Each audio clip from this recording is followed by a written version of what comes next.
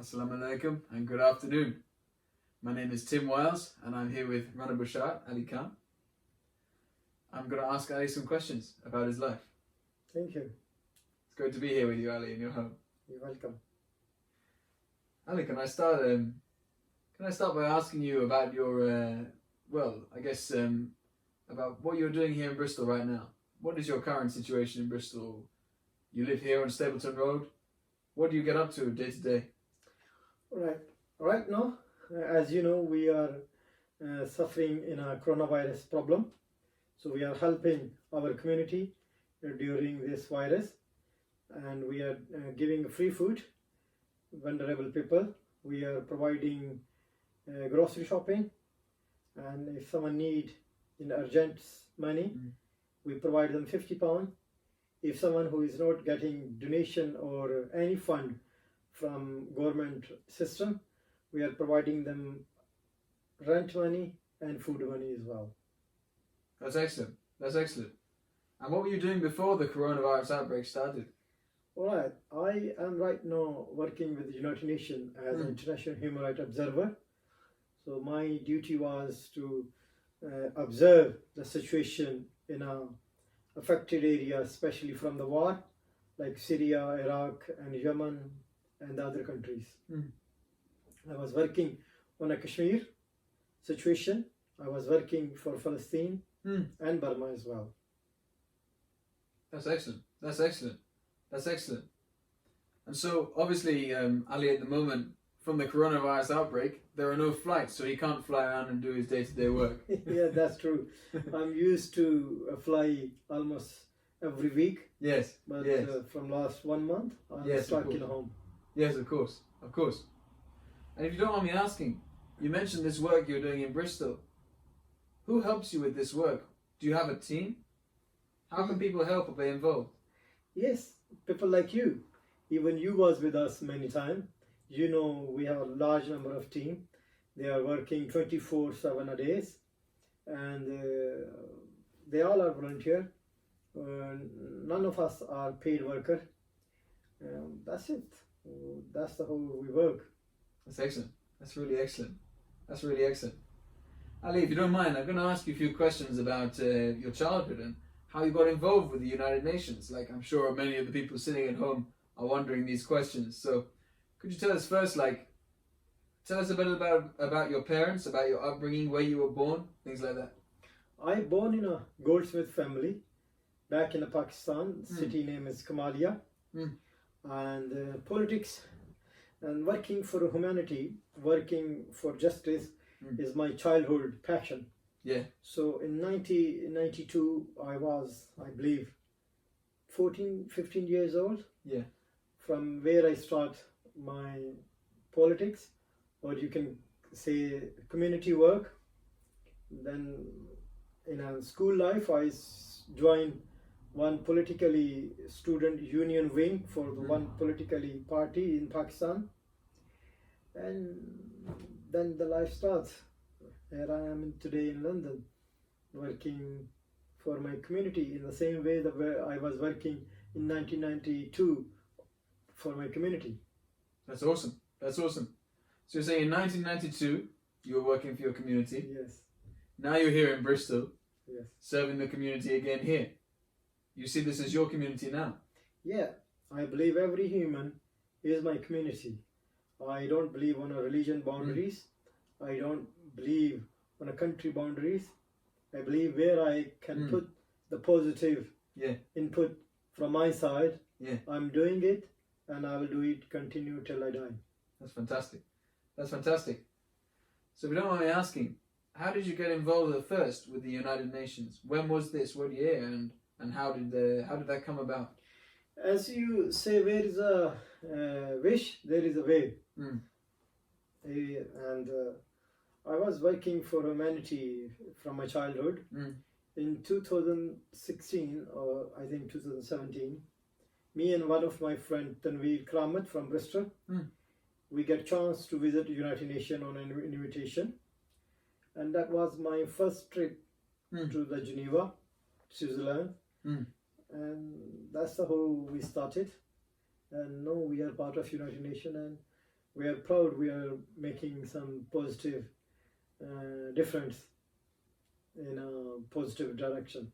That's excellent. That's really excellent. Ali, I have another question for you. Let me know if this one is tricky. A lot of people at the moment have never experienced a crisis like this before.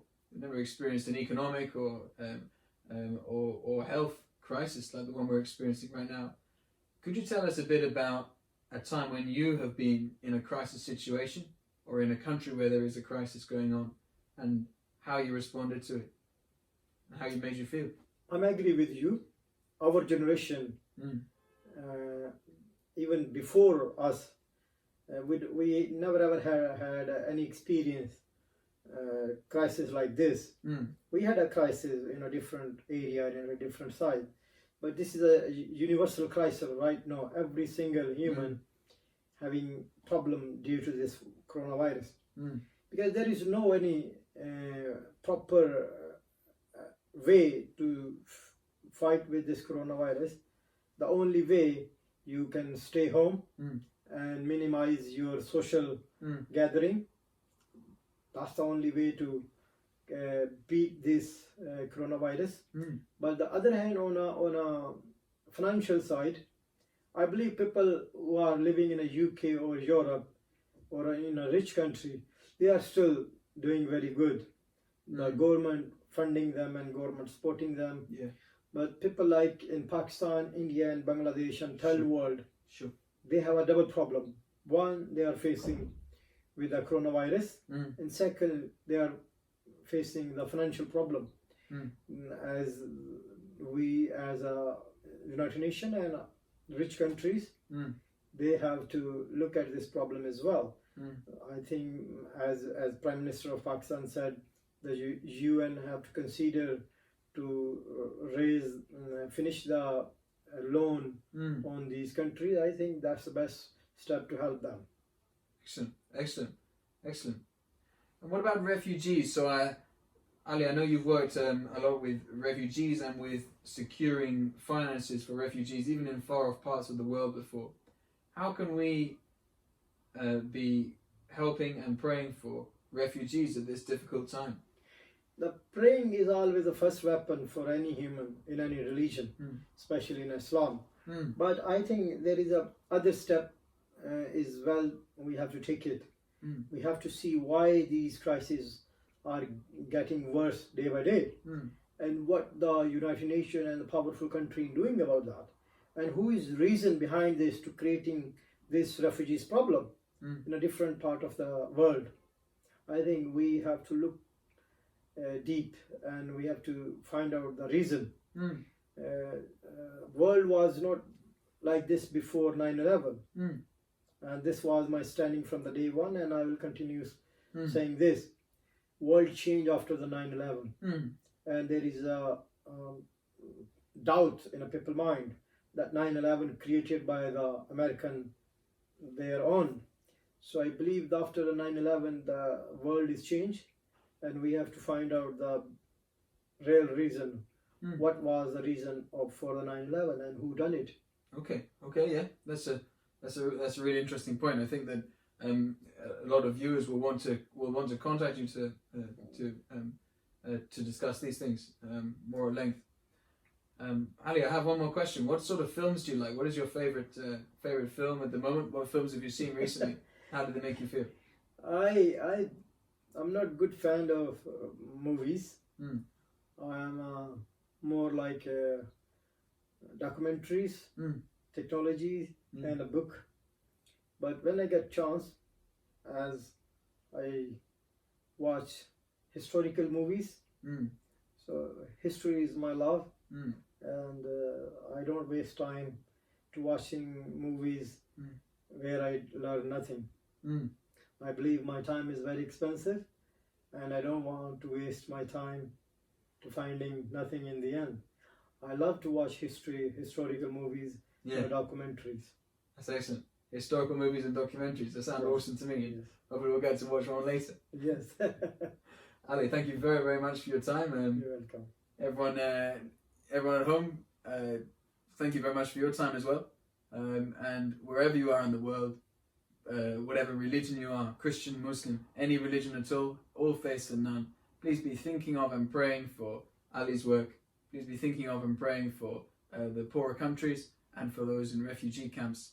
And God bless you and have a wonderful rest of your evening. Thank you.